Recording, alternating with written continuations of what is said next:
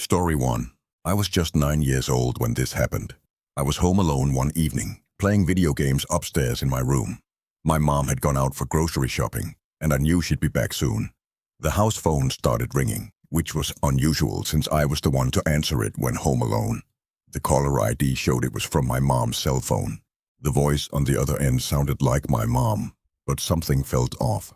She asked me to come outside and help with the groceries. Her use of the word sweetie felt strange, and I hung up without answering. The phone rang again, and it was my mom's number once more. This time, the voice was different. A man claiming to be my dad, who had passed away when I was just 3. Panicked, I ignored the call and went into the kitchen to wait, thinking it might be my mom playing a prank. Then, there were knocks at the front door. A man's voice called my name and claimed to be my dad. The door handle jiggled as he tried to get in. I hid in the bathroom and called 911. The operator advised me to stay put until the police arrived.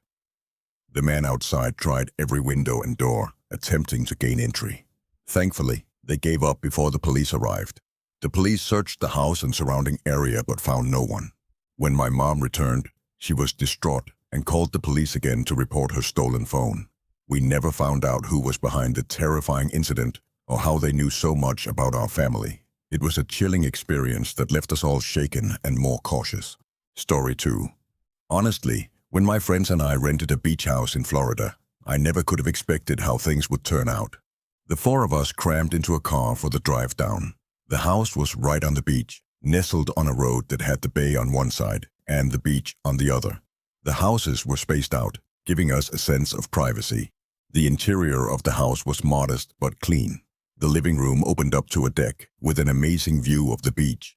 We spent hours on the beach, playing in the water and throwing a football around. We even spotted an older couple further down the beach, but otherwise it was just us. After dinner and a night out, we returned to the house. Despite the late hour, we went out on the beach to play some late-night football. During the game, I noticed a figure standing waist-deep in the water. It was odd, but didn't think much of it. Later, as we sat on the deck, I noticed the same figure on the beach, standing still and facing our direction. It was creepy, but we tried to ignore it. John, one of my friends, pointed out that the figure was still there, just standing and watching us. We decided to call it a night and went inside. John and I were the last ones up. As I glanced out the window, I saw the figure still there, staring at the house. It was definitely the same person from earlier. I woke John, and we both watched as the figure seemed to disappear. We tried to sleep but couldn't shake the feeling that someone was still outside. Eventually, we all woke up to knocks on the window. We never found out who was watching us that night. The next day, we spoke to neighbors who shared their own creepy encounters. We spent the rest of our trip on edge, and while nothing happened the following night, the experience left us all shaken. Story 3. When my cousin Cody and I were in our early 20s, we went on a handful of camping trips around Colorado.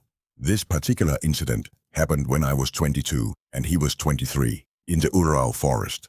It was my first time camping there, but not Cody's. We often chose weekdays for our trips to avoid crowds and traffic. Cody always took the lead on these trips since he was an Eagle Scout, unlike me. We parked near a picnic area and ventured into the woods. After about 15 minutes, we found a suitable spot to set up camp. Cody was much faster at pitching a tent than I was. We set up a fire ring, gathered wood, and got a fire started. Cody prepared steak and burgers for dinner, while I cracked open some beers and played classic rock on a speaker.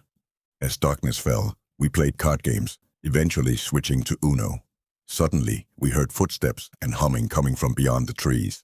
It was eerie, but Cody dismissed it as probably just someone passing by. Soon after, a stick was thrown into our campsite, making us jump. Cody yelled out, challenging whoever was out there, but the sounds faded into the distance. We considered moving but decided against it due to the darkness and potential risks. As the night progressed, we heard strange noises like breaking branches that didn't sound like any animal. We decided to take turns keeping watch. When it was my turn to sleep, I woke up to a head peering into my tent. Thinking it was Cody waking me for my turn, I spoke, only to have the head vanish and realize Cody was fast asleep in his tent. The experience left me shaken. We decided to pack up at dawn and head home. The eerie experience left us both feeling uneasy about camping again. Cody has since reached out about future camping trips, but I've been hesitant to return to the wilderness after that chilling night.